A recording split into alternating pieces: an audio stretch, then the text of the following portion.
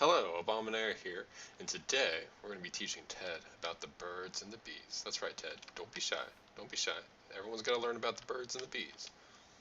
No, we're not talking about those birds and bees. Later, I'll teach you about that later. We're talking about forestry bees.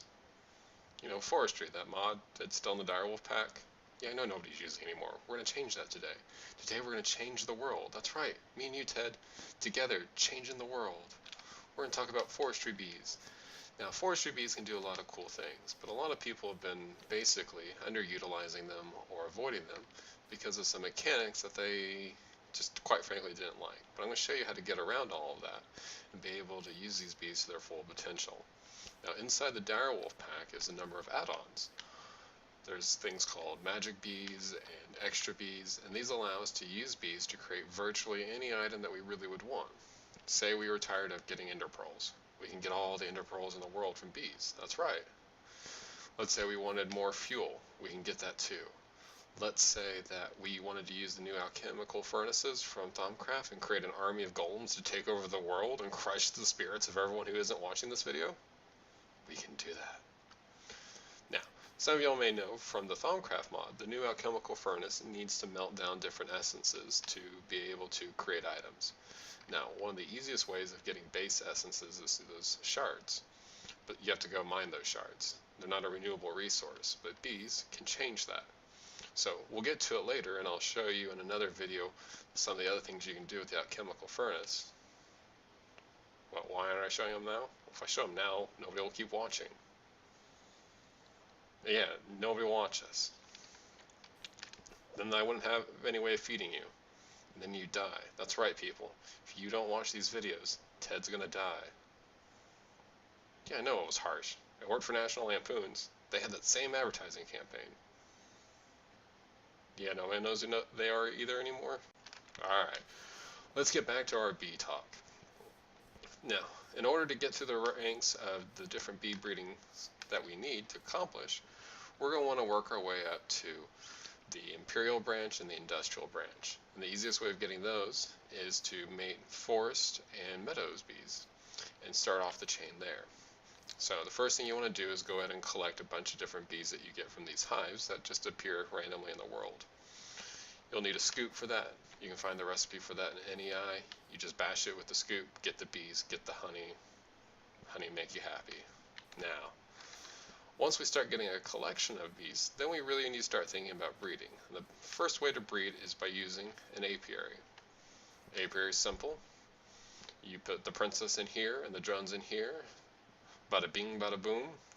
And you get another princess, some more drones, and hopefully some honeycombs. Now, if you wanted to breed those and get all the way up to the different breed chains, you'd have to do that manually normally. And that's really where most people start getting tired with the forestry mod, having to sit there and manually breed and watch bees hump all day long. We're going to automate that really cheaply and really easily and show you how you can get your breeding done without actually having to watch it. So the first thing we'll want to make is we'll take a little device like this. We'll have an apiary. We'll do an easy build craft pipe here, very cheap, just 2 wood and some glass. Use this pump it out.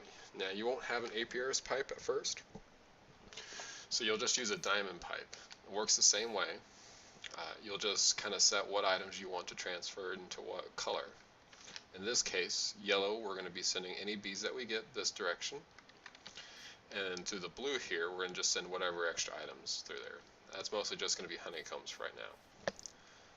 So, once we have our first forest princess, we'll throw in a forest drone, and they're going to breed and make more little drones, which are then going to get pumped through here, back into here, and automatically breed again, and the drones will stack. And eventually we'll have a huge big stack of forest drones. We'll make another one of these machines. It'll again just be making us meadow bees instead. So our first step in getting to the Imperial branch is we're going to need common bees. Like I said, those breed together, or they breed from meadows and forests to get us commons. We don't want to watch and have to manually scan each one that comes out and try to guess what's going to be the best breeding pairs. No, we're going to make that simple, automate it, so we don't have to worry about it, and then we'll just come back later. Yeah, I know it's boring, Ted. You just watch the birds. Okay, so this is actually a pretty simple machine. It looks more complicated than it really is. How it's going to work is we're going to have our two apiaries here. On one side, we've stuck a stack of forest drones, and on the other side, we've stuck a stack of meadows drones. We're only going to need to run one princess for this set, and she's going to go in through here. She'll mate, and then get pumped out of these pipes here. Now, once we hit this apiary's pipe, if it's still a meadows princess, we're going to send her back through the system like she's already done. If it's a honeycomb, it goes to this chest. We could route that to go to a centrifuge and make this even more automated. Or, if she happens to turn into a forest princess, since mating her with more forest drones is already being accomplished over there, it gets sent through this red side all the way over to land into this apiary pipe. Now, any excess drones will get sent here, as well as anything that shows up as a common. See, we got some commons already in here.